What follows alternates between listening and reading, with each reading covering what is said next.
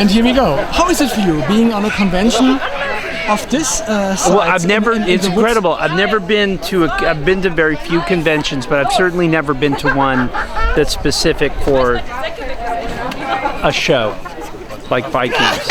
And the fact that it has this Renaissance fair atmosphere, people are doing tug of war. There's axe throwing. People are dressed in Vikings. It's fun. It's There's a thing in America that's called the Society for Creative Anachronism, and this reminds me of that because you can express yourself. I mean, look at that. This is like being on a Viking set. It's like being on the Viking set. It brings me right back. It's amazing, and people look incredible. They look like they should be on the Viking set. So how was it for you, playing in Vikings, joining this big and huge sets? It was one of the best experiences I've ever had. And for me, my parents are from Ireland, so I went back. I was kind of probably one of the lone Americans, and to be in Ireland under Powers Court in Wicklow in that beautiful location and in those incredible costumes, I thought this is the pinnacle of what I dreamt about doing when I was a little kid.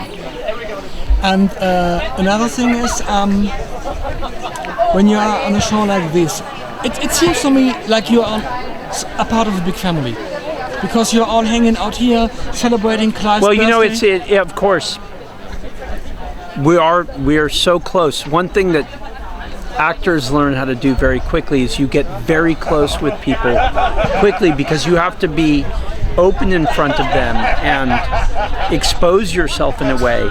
And so you become, Torbjorn and his wife would come down to our family house in the south of Ireland. Guys from Vikings come up to my cabin in Oregon, and and it wasn't just the cast, it was the crew. And there's a thing called background actors and artists when they are part of it, but they were part of the cast. So everybody in the longboats, everybody from the rowing clubs, everybody who dedicated that much time and love in Dublin for this thing, it was amazing.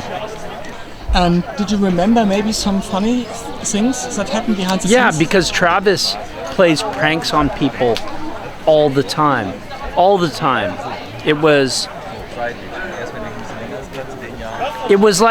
It felt to me like it was almost like the Hollywood sets from the old days when it was just wild.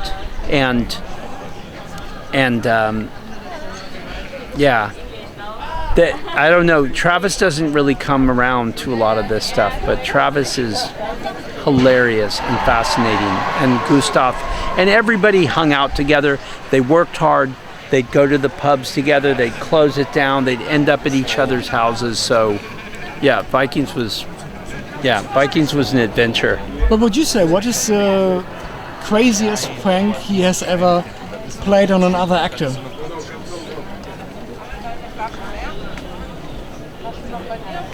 Well, there were some crazy. I've dealt with crazier pranks in my life as an actor. Gary Marshall, do you know Gary Marshall? Gary Marshall was the biggest prank player of all time. He would do things. He would fly someone in from around the world just to play a prank on you. He would spend so much money. That's awesome. Yeah. But Travis would always be doing stuff, just messing with you. It's rainy and you're inside and cold, he would bring the tent down just so you got soaked. Like, he would do that kind of crap. Like, it was good. Okay, and you played in so many movies. Did you remember maybe some weird and funny moments on the set of some of your other? Oh, there's so many. I mean, just think, it was years of being somewhere. Doing a movie in Thailand and getting attacked by a monkey, or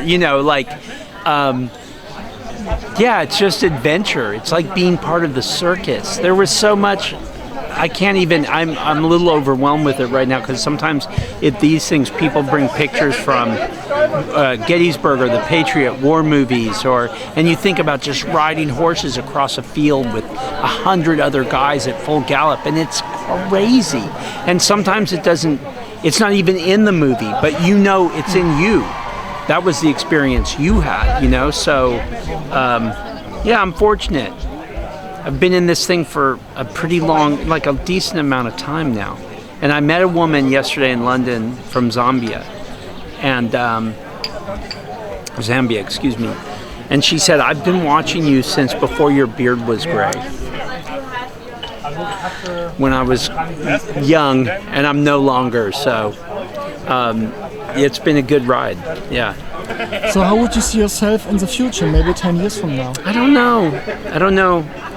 I have a trucking company. I do work with woodwork. I wrote a book with Danny Trejo. I'm writing a couple of books. I'm acting still. I'm in a show called The Equalizer with Queen Latifah. So I think I'm just going to keep doing the same thing, just trying and doing different. The more you do different things in the world, the more you can play characters in this world and try and represent things as honestly as you can. Amazing. Thank you very much. And